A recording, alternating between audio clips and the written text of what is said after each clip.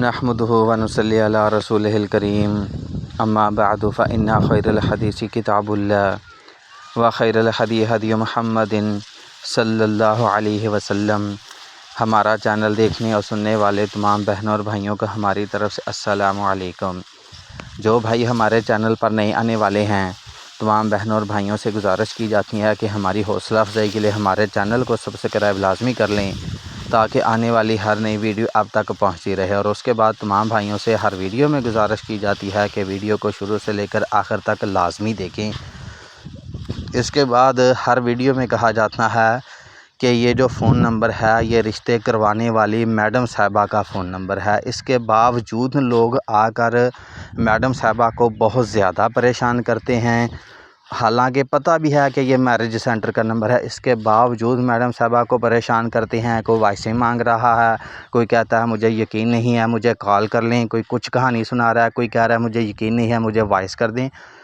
ایک بات آج کان کھول کے سن لیں، جتنے بھائی بھی میری ویڈیو دیکھ رہے ہیں ان بھائیوں سے گزارش ہے کہ جو کہتی ہیں کہ ہمیں پڑھنا لکھنا نہیں آتا وہ میڈم صاحبہ کے ساتھ بالکل رابطہ نہ کریں، کیونکہ میڈم صاحبہ کے لیے ایسے لوگوں کے لیے کوئی رشتہ نہیں ہے جو کہتے ہیں کہ ہمیں پڑھنا لکھنا نہیں آتا ہمیں وائس کر کے بتائیں۔ وہ بھائی بالکل رابطہ نہ کریں۔ اور اس کے بعد یہ ہمارے پاس ایک پرپوزل درکار ہے، لڑکی آسٹریلیا کی رہنے والی ہے، بیوہ ہیں، 37 سال عمر ہے اور اچھے گھرانے سے ہیں، بہت ہی امیر ترین ہیں اور گھر داماد کی ضرورت ہے۔ رشتہ ہونے کے بعد آپ کو آسٹریلیا لے جائیں گی، یہ ان کے ساتھ بات ساری کمٹمنٹ ہو چکی ہے کہ رشتہ ہونے کے بعد وہ لڑکے کو اپنے ساتھ آسٹریلیا لے کر جائیں گی۔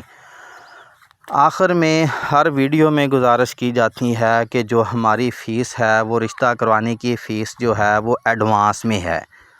اس کے باوجود یہاں پر بھی آ کر بہت سارے بھائی بحث کرتے ہیں، ہمیں یقین نہیں ہے، یقین کی خاطر رشتہ کروا دیں۔ کوئی کہتا ہے جی آپ مجھے کانفرنس کال کروا دیں۔ او بھائی کانفرنس کال تو تب ہوگی نا جب آپ کا رشتہ ڈن ہوگا، فیس دیں گے تو آپ کا رشتہ ڈن ہوگا تو آپ کی کانفرنس کال کروائی جائے گی۔ کوئی کہتا ہے جی آپ بعد میں فیس لے لینا، کوئی یقین دلانے کی کوشش کرتا ہے کہ آپ یقین کر لیں، کوئی اللہ کی قسمیں اٹھا رہا ہے۔ تو بھائی یہ ہمیں دلائل نہیں چاہیے، ہمیں ایڈوانس میں فیس چاہیے۔ جو بھائی سیریس ہو وہ اپنی ایڈوانس میں فیس جمع کروائے، اس کے بعد اس کا پرپوزل آگے چلایا جائے گا۔ جو فیس جمع کروائی ہوگی اسی فیس میں اس بھائی کا رشتہ ہر صورت کسی نہ کسی لڑکی کے ساتھ ڈن کروا کر دیا جائے گا۔